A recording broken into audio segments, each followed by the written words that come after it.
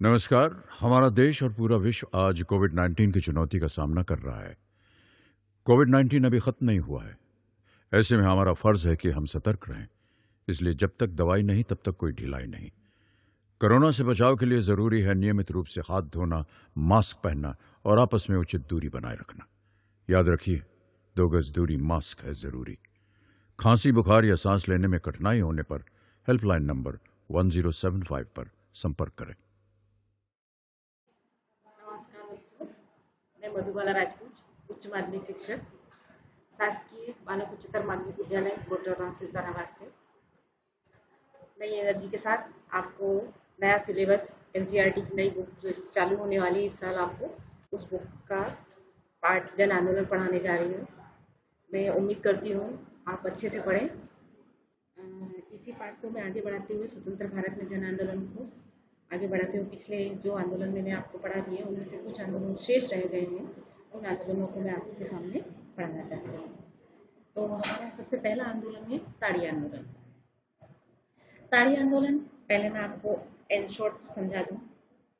ताड़ी आंदोलन था क्या? यह आंदोलन आंध्र प्रदेश की महिलाओं का एक स्फूर्त आंदोलन था। स्फूर्त मतलब महिलाओं ने इसमें बड़ी ओजस्वी रूप दिखाया था, अर्थात उग्र रूप दिखाया था। वह अपनी पूरी शक्ति के साथ उन्होंने यहाँ पर अपना प्रदर्शन किया था। यह शराब माफिया सरकार दोनों के खिलाफ चला, अर्थात महिलाओं ने सरकार का भी विरोध किया और शराब माफिया का भी विरोध किया। क्यों? क्योंकि शराब को अलाउ करने का कार्य केवल सरकार ही करती है। इसीलिए यह आंदोलन सरकार और शराब माफिया दोनों के खिलाफ चलाया गया। ये महिलाएं अपने अड़ोस पड़ोस में शराब की बिक्री पर प्रतिबंध लगाने की मांग कर रही थी। जो आंध्र प्रदेश की जो महिलाएं हैं जो अपने अड़ोस पड़ोस में था, उनका कहना था कि हमारे आसपास के क्षेत्र में जो शराब बिक रही है उस पर रोक लगाई जानी चाहिए। नेल्लोर जिले से ये जो आंदोलन था, आंध्र प्रदेश में एक नेल्लोर नाम का जिला है, वहीं से शुरू हुआ था। यह आंदोलन धीरे धीरे फैलता चला गया और इतनी तेजी से फैला कि इस आंदोलन ने महिलाओं के मुद्दों के प्रति समाज में जागरूकता पैदा करने में महत्वपूर्ण भूमिका अदा की। पहले तो एक छोटे से घर से प्रारंभ हुआ, घर से वो समाज में प्रारंभ हुआ, समाज से वो पूरे राज्य में प्रारंभ हुआ और राज्य से वो पूरे देश में प्रारंभ हो गया। अर्थात लोगों को जागरूक करने में या महिलाओं को जागरूक करने में इस आंदोलन ने अपनी महत्वपूर्ण भूमिका अदा की थी।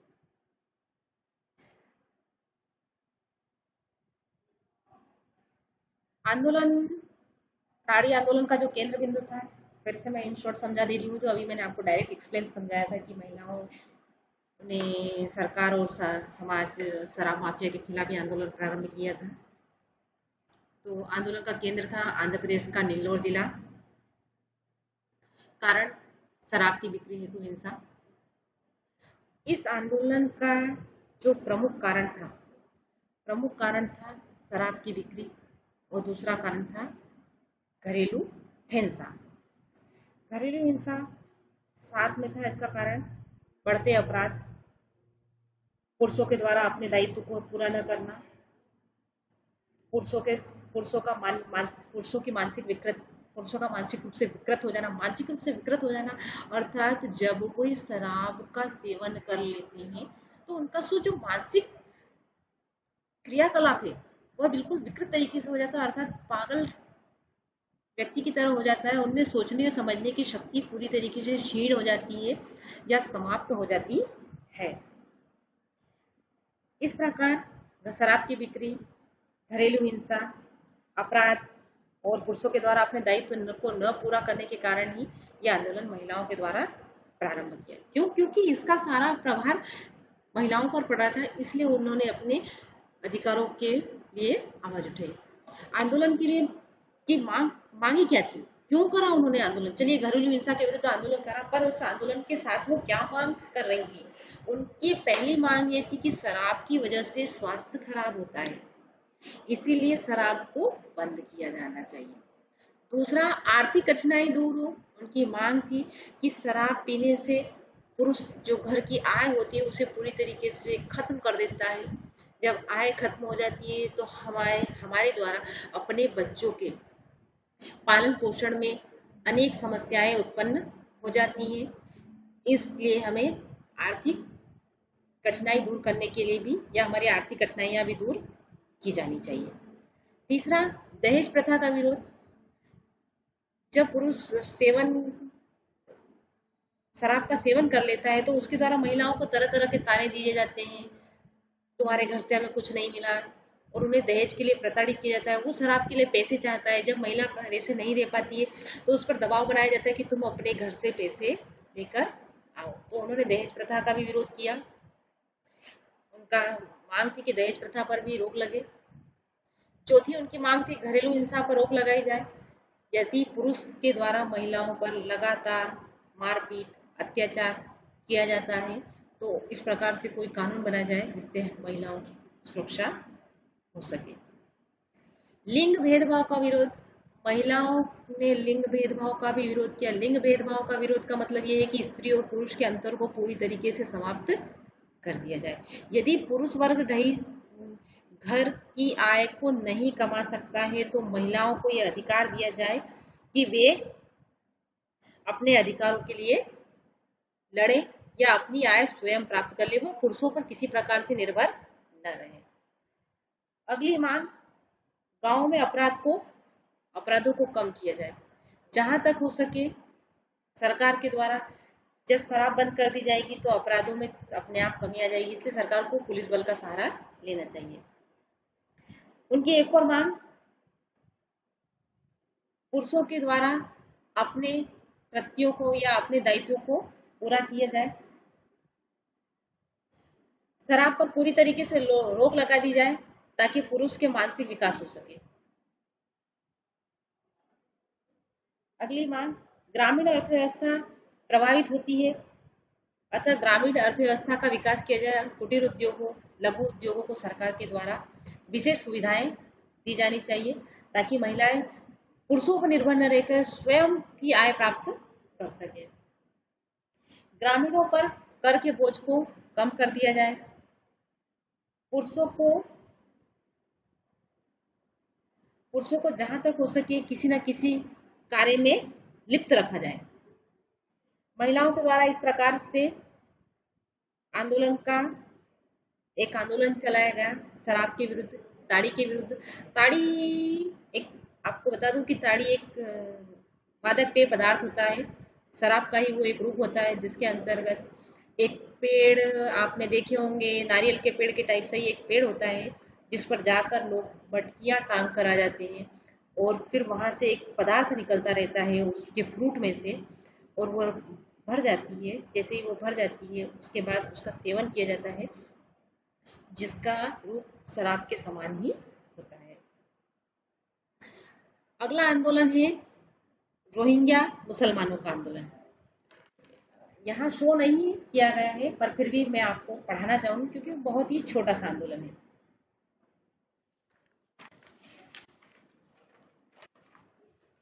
रोहिंग्या मुसलमान तो म्यांमार की बहुसंख्यक आबादी वो थे। आपने कभी नक्शे में देखा हो या 10वीं की क्लास में पढ़ा हो तो भारत के जो नक्शे में आपने सही सही न कहीं साइड में देखा होगा, म्यांमार एक छोटा सा देश है। वहाँ के जो लोग हैं वो मैक्सिमम बौद्ध हैं। आपने देखा होगा कभी म्यांमार साइड, कभी कोई टीवी में कोई सीन देखा होगा जहाँ पर घंटे बजते हैं, हम हाथों से लेते हुए जाते हैं और वो लगातार बजते हुए रहते हैं। इसी प्रकार माननीय म्यांमार एक बहुसंख्यक आबादी वाला क्षेत्र है जहाँ पर बौद्ध जाति के लोग रहते हैं।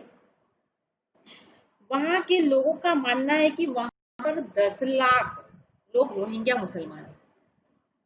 रोहिंग्या मुसलमान जैसे मुस्लिमों में शिया, सुन्नी की प्रजातियां होती हैं, इसी प्रकार रोहिंग्या भी एक प्रजाति है। तो रोहिंग्या मुसलमान है, इनके बारे में कहा जाता है कि वे मुख्य रूप से अवैध बांग्लादेशी प्रवासी है। उनका कहना है कि ये भारत के या म्यांमार के निवासी, ये मुसलमान म्यांमार के निवासी नहीं है। भले इनकी संख्या 10 लाख हो गई हो म्यांमार में तो इससे कोई फर्क नहीं पड़ता। वहां के लोगों का कहना है कि ये बांग्लादेश के अवैध प्रवासी है, मतलब ये वहां से भागकर आए हैं और हमारे बांग्लादेश म्यांमार में इनका प्रवेश हुआ है। सरकार ने इन्हें नागरिकता देने से इनकार कर दिया है। म्यांमार की जो सरकार है उन्होंने, वहां की सरकार ने इन रोहिंग्या मुसलमानों को मान्यता देने से इनकार कर दिया है। मैं आपको अभी भी समझा दे रही हूँ, हम रोहिंग्या मुसलमान के बारे में पढ़ रहे हैं, जिसका अभी स्क्रीन पर शो नहीं हो रहा है, पर फिर भी आप इसे पढ़ें क्योंकि यह आपको एग्जाम में आ सकता है। नागरिकता देने से इनकार कर दिया। हालांकि ये म्यांमार में पीढ़ियों पीढ़ियों से रह रहे हैं। ये मुस्लिम बहुत समय से म्यांमार में रह रहे हैं, परंतु म्यांमार की सरकार का कहना है कि ये यहाँ के मूल निवासी नहीं है, ये बांग्लादेश के अवैध प्रवासी हैं। रखाइन स्टेट में 2012 से सांप्रदायिक हिंसा जारी है। म्यांमार में एक जगह है जहाँ पे रखाइन स्टेट नाम का एक क्षेत्र है, जहाँ पर 2012 से ही वहाँ पर सांप्रदायिक हिंसा चल रही है। मतलब रोहिंग्या मुसलमानों के खिलाफ आंदोलन चलाया जा रहा है, उन्हें प्रताड़ित किया जा रहा है, उन्हें परेशान किया जा रहा है तथा उनसे आग्रह किया जा रहा है कि वो जहाँ से आए हैं, जिस देश से आए हैं, पुनः वहां पर चले जाएं। इस हिंसा से बड़ी संख्या में लोगों की जानें गई हैं और 1 लाख से ज्यादा लोग विस्थापित हुए हैं। मतलब जब ये अत्याचार हुए, ये दंगा फसाद हुआ, तो ऐसी स्थिति में मुसलमान ये जो व्यक्ति है, इनमें बहुत से लोगों की जानें चली गई हैं, बहुत से लोग प्रताड़ित भी हुए हैं और बहुत से लोग म्यांमार को छोड़कर दूसरे देशों में अवैध रूप से प्रवेश भी कर गए हैं। भारत में भी, दिल्ली क्षेत्र में भी रोहिंग्या मुस्लिम जाति के लोग रहते हैं। बड़ी संख्या में रोहिंग्या मुसलमान समाज आज भी जर्जर कैंपों में रह रहे हैं। इन लोगों का कोई अपना निश्चित निवास क्षेत्र नहीं है, इसलिए बड़ी संख्या में ये लोग टेंट बनाकर अपने क्षेत्र, जहां इन्हें जगह मिल जाती है वहीं अपना टेंट बनाकर रह लेते हैं। यदि वो जगह किसी यूज के लिए या उपयोग के आती है सरकार के द्वारा, तो ये वहां से विस्थापित हो जाते हैं। अतः ये अपने लिए कैंपों में रह रहे हैं। रोहिंग्या मुसलमानों को व्यापक पैमाने पर भेदभाव और दुर्व्यवहार का सामना करना पड़ रहा है। ये मुस्लिम जहां पर भी जा रहे हैं, इनके साथ दुर्व्यवहार किया जा रहा है तथा इनके साथ भेदभाव का व्यवहार किया जा रहा है। अतः ये अपने लिए सुरक्षित देश की तलाश में भारत के पूर्वोत्तर इलाके की तरफ बढ़ते जा रहे हैं। इन्हें लगता है कि ये भारत जैसे देश में सुरक्षित है। अतः ये भारत का पूर्वी क्षेत्र आपको मालूम होना चाहिए कि पूर्वी क्षेत्र में भारत की 7 बहनों वाले राज्य मणिपुर, मिजोरम, त्रिपुरा, नागालैंड, इसमें से और भी 2-4 राज्य जुड़ेंगे। इन राज्यों में जाकर ये धीरे धीरे बसने लग गए हैं। वर्तमान में बड़ी संख्या का रूप लेती जा रही है। सरकार इन क्षेत्र की सुरक्षा को लेकर विशेष रूप से नियम बना रही है। जब ये लोग इन क्षेत्रों में जाकर बस रहे हैं, इन क्षेत्रों का भार उन पूर्वी राज्यों पर पड़ रहा है, क्योंकि भारत की जनसंख्या ऑलरेडी ही 130 करोड़ है, लगभग 130 करोड़ के आसपास है। यदि अन्य व्यक्ति या अन्य लोग अवैध रूप से हमारे देश में प्रवेश कर जाते हैं, तो भारत सरकार पर इनके भरण पोषण और इनके रोजगार का दायित्व बढ़ जाता है। अतः इसी स्थिति में सरकार के द्वारा इनको लेकर या इनकी सरकार ये पूर्वी क्षेत्रों की सुरक्षा को लेकर विशेष नियम बनाए जा रहे हैं। यह हो गया आपका रोहिंग्या मुसलमान आंदोलन क्लियर। अगला आंदोलन नेशनल फिश वर्कर्स फोरम। आंदोलन का केंद्र पूर्वी पश्चिम था, पूर्वी पश्चिमी तट। नॉर्मल थिंग है, जब फिश वर्कर है, मछली का नाम लिया जा रहा है, तो मछलियां पूर्वी और पश्चिमी तट में मिलेंगी, क्योंकि भारत का यही हिस्सा है जो पानी से ढका हुआ है या जिस साइड पर पानी है। कारण मशीनों से मछली पकड़ना और मछुआरों से उनका रोजगार छीनना। अर्थात सरकार के द्वारा एक ऐसी नीति अपना ली गई जिसके अंतर्गत गहरे क्षेत्रों में सरकार ने मछली पकड़ने के लिए मशीनों का उपयोग कर लिया था, जिसके कारण मछुआरों को किनारे पर मछलियां नहीं मिल पाती थी और उन्हें रोजगार नहीं मिल पाता था। रोजगार नहीं मिल पाने के कारण उनके परिवार की आर्थिक स्थिति दयनीय हो गई थी, उनके सामने भरण पोषण की समस्या उत्पन्न हो गई थी। ऐसी स्थिति से निपटने के लिए सरकार के द्वारा, इन लोगों के द्वारा सरकार के विरुद्ध आंदोलन चलाया गया। आंदोलन की मांगे थी उन्हें रोजगार दिया जाए। यदि सरकार गहरे क्षेत्रों में मछली पकड़वा रही है मशीनों का उपयोग करके, उसमें उन्हें कोई आपत्ति नहीं थी, परंतु उनका मांग थी कि हमें इसके लिए, हमें अपने भरण पोषण के लिए सरकार के द्वारा रोजगार उपलब्ध कराया जाए, उनकी आजीविका का साधन न छीना जाए। उनका कहना था कि सरकार के द्वारा यदि मछली पकड़ने का कार्य मशीनों को दिया जाएगा तो हमें अपनी आजीविका समाप्त हो जाएगी, इसलिए मछली पकड़ने का या हमें अपनी आजीविका प्राप्त करने का कोई दूसरा साधन दिया जाए या मछली पकड़ने का ही साधन दिया जाए। उनके शोषण पर रोक लगाई जाए। जब मशीनों से मछली को पकड़ा जाएगा तो नॉर्मल थिंग है, उनकी आय नहीं होगी। जब उनकी आय नहीं होगी तो उनका शोषण होना प्रारंभ हो जाएगा। ऐसी स्थिति में उनकी ये मांगे थी। परिणाम क्या हुआ? 2002 में मछुआरों ने राष्ट्रव्यापी हड़ताल कर दी। मतलब पूर्वी एवं पश्चिमी घाट के जो मछुआरे थे, उन्होंने एक आंदोलन प्रारंभ कर दिया। आंदोलन के विरुद्ध आवाज उठाई और ये आंदोलन राष्ट्रव्यापी हड़ताल करी और मछली फिश वर्कर्स फोरम का उदय हुआ। विश्व के सहायतार्थ संगठनों से हाथ मिलाया।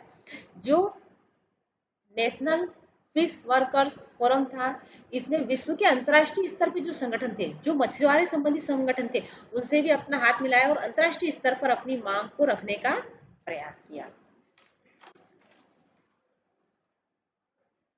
अगला है हमारा पार्ट, हमारा आंदोलन नर्मदा बचाओ आंदोलन। नर्मदा बचाओ आंदोलन नर्मदा से जो समस्याएं उत्पन्न हो रही थी,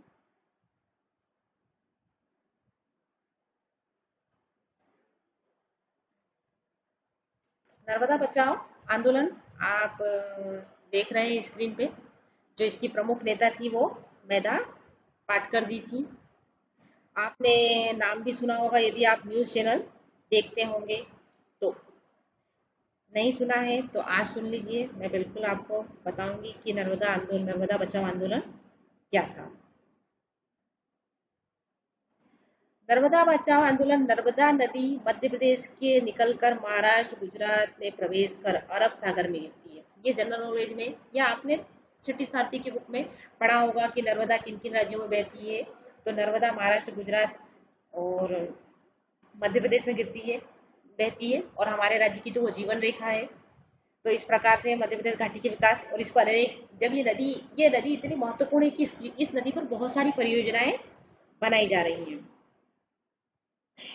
इन परियोजनाओं को बनाया जा रहा है जिसके कारण इस नदी पर अनेक सहायक नदियां, इसकी जो सहायक नदियां हैं 30 है। इस पर 300 छोटे बड़े बांध हैं। आप कल्पना कर लीजिए कि 300 छोटे बड़े बांध है तो कितना अधिक इस नदी का महत्व होगा। बांध समर्थकों का कहना है कि इसके निर्माण से गुजरात के एक बहुत बड़े हिस्से सहित 3 पड़ोसी राज्यों में पीने के पानी, सिंचाई, बिजली के उत्पादन की सुविधा मुहैया कराई जा सकेगी, जिससे कृषि की उपज और गुणवत्ता वृद्धि होगी। जो व्यक्ति नर्मदा बचाओ आंदोलन इन बांधों के विरुद्ध किया गया था या इन परियोजनाओं के विरुद्ध किया गया था। सरदार सरोवर जो परियोजना है जो नर्मदा नदी पर चलाई गई थी, इसके विरुद्ध आंदोलन ये प्रारंभ किया गया नर्मदा नदी को बचाने। परंतु जो नर्मदा नदी पर जो बांध बनाए गए हैं, उनका समर्थकों का कहना है कि इससे लोगों को पानी पीने की सुविधा मिलेगी, सिंचाई की सुविधा मिलेगी, बिजली मुहैया उपलब्ध हो पाएगी, अन्य गुणात्मक वृद्धि होगी। बांध की उपयोगिता इस बात से भी जोड़कर देखी जा रही थी कि इससे बाढ़ और सूखे की आपदाओं पर अंकुश लगाया जा सकता। उनका कहना था कि यदि किसी कारणवश किसी वर्ष बारिश नहीं होती तो किसान वर्ग आराम से इन बांधों से रोके गए पानी का उपयोग अपने कृषि क्षेत्र में कर सकते हैं। परंतु फिर भी स्थानीय स्वयंसेवी संगठनों ने इसे नर्मदा बचाओ आंदोलन का रूप दिया। अनेक लोगों ने पुनर्वास का मुद्दा उठाया। जब सरदार सरोवर बांध बना तो उससे 245 गांव डूब के क्षेत्र में आ गए। जो समर्थक वर्ग था उसने अपनी राय कह दी। जो नर्मदा बचाओ आंदोलन के अंतर्गत आया, उनका कहना था कि जब सरदार सरोवर बांध बनाया गया तो 245 गांव डूब क्षेत्र में आ गए थे। अतः प्रभावित गांव के करीब 2.5 लोगों के पुनर्वास का मुद्दा सबसे पहले उत्पन्न हुआ और ऐसी स्थिति में नर्मदा बचाओ आंदोलन प्रारंभ हो गया।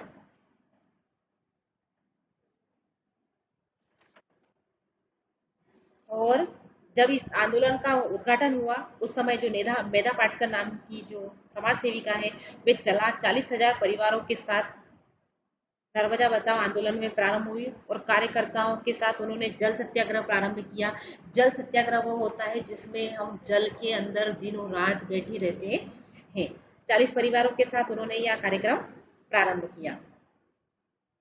आंदोलन का केंद्र मैंने आपको बता दिया मध्य प्रदेश, गुजरात, महाराष्ट्र, क्योंकि जहां यहाँ भारत नर्मदा नदी पर इन सभी जगहों पर 300 से अधिक बांध बनाए गए हैं। और बांध बनाने से और इसका कारण है नर्मदा पर बसाई गई बहुउद्देशीय परियोजनाओं से स्थानीय लोगों के आवास, आजीविका, संस्कृति और पर्यावरण पर पड़ने वाला दुष्प्रभाव। जब लोगों को दूसरी जगह विस्थापित किया जाता है तो उनके रहने की समस्या उत्पन्न हो जाती है, उनकी आजीविका की समस्या उत्पन्न हो जाती है, उनका बहुत सारा कल्चर बदल जाता है, जिस गांव में वो रहते हैं उन्हें अलग अलग क्षेत्रों में भेज दिया जाता है, उनकी संस्कृति नष्ट हो जाती है और बांध से पर्यावरण को भी बहुत ज्यादा नुकसान होता है। मांग, परियोजनाओं को प्रभावित होने वाले लोगों को समुचित पुनर्वास, परियोजनाओं के निर्माण में स्थानीय लोगों की भागीदारी।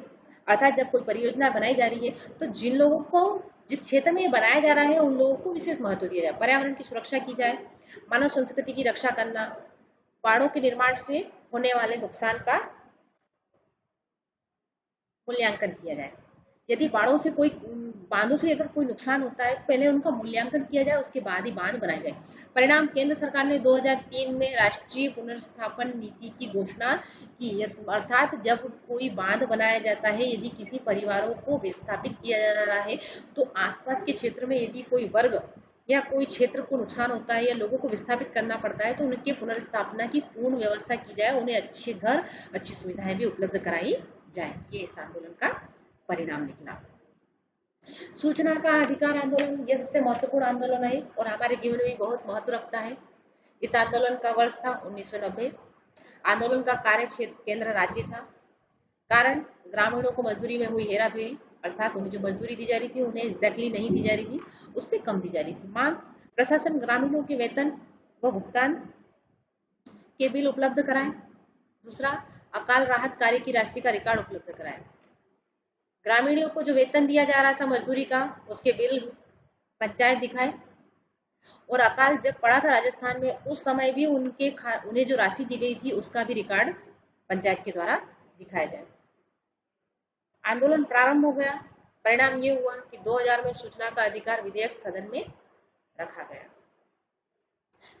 4 में यह आंदोलन संसद में रखा गया, ये बिल पास हो गया। 5 में ये विधेयक राष्ट्रपति की मंजूरी के लिए गया। 2 अक्टूबर 2005 को सूचना का अधिकार पूरे देश में लागू हो गया।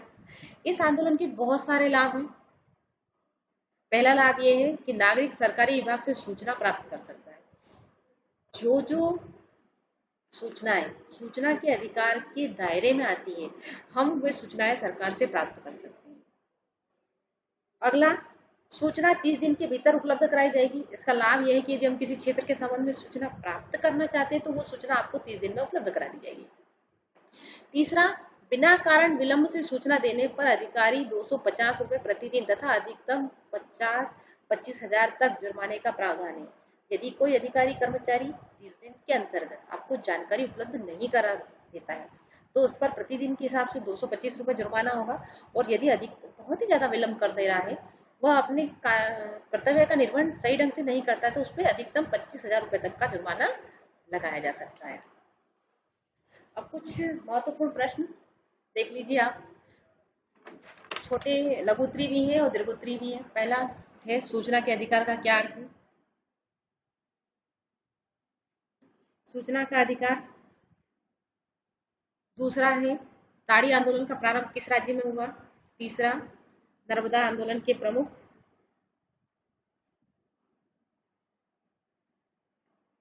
नर्मदा आंदोलन के प्रमुख नेता कौन कौन थे?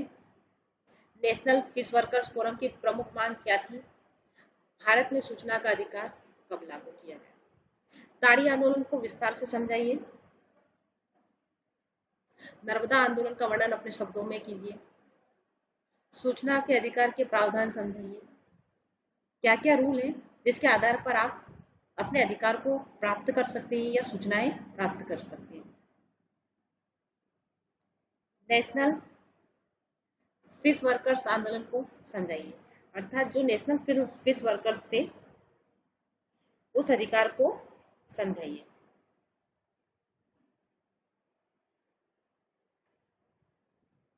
सूचना के अधिकार का अर्थ मैं आपको थोड़ा सा समझाना चाहूंगी कि सूचना का अधिकार का अर्थ पहुंच योग्य सूचना को जो किसी लोक प्राधिकारी द्वारा या उसके नियंत्रणाधीन आधारित है उससे प्राप्त करना ही सूचना का अधिकार है। मैं फिर एक बार समझाना चाहूंगी कि सूचना का अर्थ पहुंच योग्य सूचना का, जो किसी लोक प्राधिकारी द्वारा या उसके नियंत्रणाधीन आधारित है। ऐसी कोई सूचना जो किसी लोक परियोजना अधिकारी या उसके अधीन नियंत्रण आधारित है, उस सूचना को प्राप्त करना ही सूचना का अधिकार है। सूचना के अधिकार में कार्य दस्तावेज अभिलेख निरीक्षण करना भी आ सकता है। अभिलेखों की आप प्रमाणित प्रतिलिपि प्राप्त कर सकते हैं, सामग्री के प्रमाणित नमूने लेना चाह सकते हैं। इस प्रकार इस सूचना का अधिकार होता है कि किसी लोक प्राधिकारी से या उसके नियंत्रणाधीन सूचना को प्राप्त करना ही सूचना का अधिकार है। ये महत्वपूर्ण प्रश्न आप अच्छे से तैयार कर लीजिए, अधिकतर परीक्षा में पूछे जा सकते हैं। नर्मदा आंदोलन हमारे राज्य से संबंधित प्रश्न है, इसीलिए आप इसे और अच्छी तरीके से तैयार करें। सूचना का अधिकार हमारे व्यक्तिगत जीवन से संबंधित अधिकार है, इसे भी हमें याद करने की बजाय हमें अच्छे से समझना चाहिए, क्योंकि यह हमारे दैनिक जीवन में और भविष्य जीवन में बहुत उपयोगी है। किशोर अवस्था संबंधित समस्याओं के परामर्श हेतु समर्पित उमंग किशोर हेल्पलाइन के टोल फ्री नंबर 144225 पर संपर्क करें।